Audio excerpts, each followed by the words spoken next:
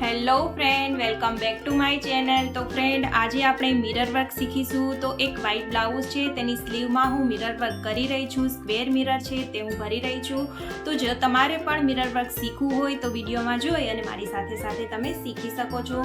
હું જે કોઈ પણ વર્ક કરું તે બધા વિડીયો તમારા લોકો સાથે શેર કરું જ છું। તો તમે એકવાર મારા ચેનલની વિઝિટ જરૂરથી કરજો અને જો આ વિડીયો પસંદ આવે તો વિડીયોને લાઇક કરી દો અને જો તમે મારી ચેનલ પર ન્યૂ છો તો ચેનલને સબસ્ક્રાઇબ કરી બેલ આઇકનને પ્રેસ કરો અને વિડીયોને તમારા ફ્રેન્ડ અને ફેમિલીમાં શેર કરો।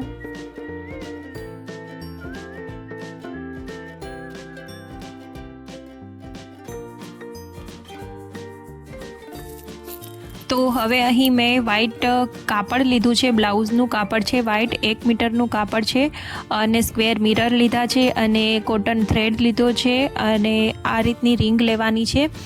તો બ્લાઉઝને હંમેશા જ્યારે ભરવું હોય ત્યારે પહેલાં જ ભરી લેવાનું, પછી જ સ્ટીચ કરવાનું છે, કેમ કે સ્ટીચ થયેલા બ્લાઉઝમાં વર્ક બરોબર નહીં થાય, માટે પહેલાં જ બ્લાઉઝને વર્ક કરી અને પછી જ સ્ટીચ કરવાનું છે। તો અહીં મેં બધા મિરર સ્ટીક કરી દીધા છે પહેલેથી જ। તો જે કાંઈ પણ ડિઝાઇન બનાવવી હોય તે ડિઝાઇનમાં તમે સ્ટીક કરી શકાય છે તમારે મિરર। હવે હું અહીં મિરર ભરી રહી છું। તો ઘણી અલગ અલગ જાતના મિરર ભરવાના હોય છે।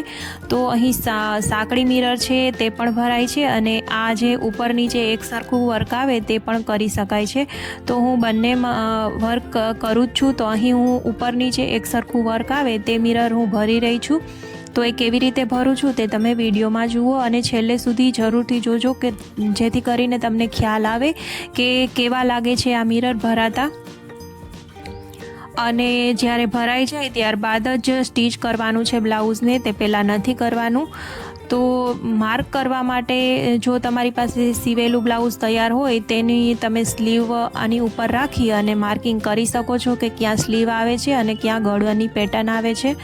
એ પેટર્ન તમે એ પ્રમાણે ડ્રો કરી શકો છો, અથવા તો કોઈ પણ ટેલર પાસે પણ તમે પેટર્ન ડ્રો કરાવી શકો છો સ્લીવની અને ગળાના પેટર્નની। તો અહીં ગળામાં હું વર્ક નથી કરી રહી, સ્લીવમાં જ કરું છું। તો અહીં જે અત્યારે સ્ક્રીન પર ફોટો દેખાઈ રહ્યો છે તે રીતનું બ્લાઉઝ બનીને રેડી થઈ જશે। સ્લીવ એ રીતની વર્ક થશે।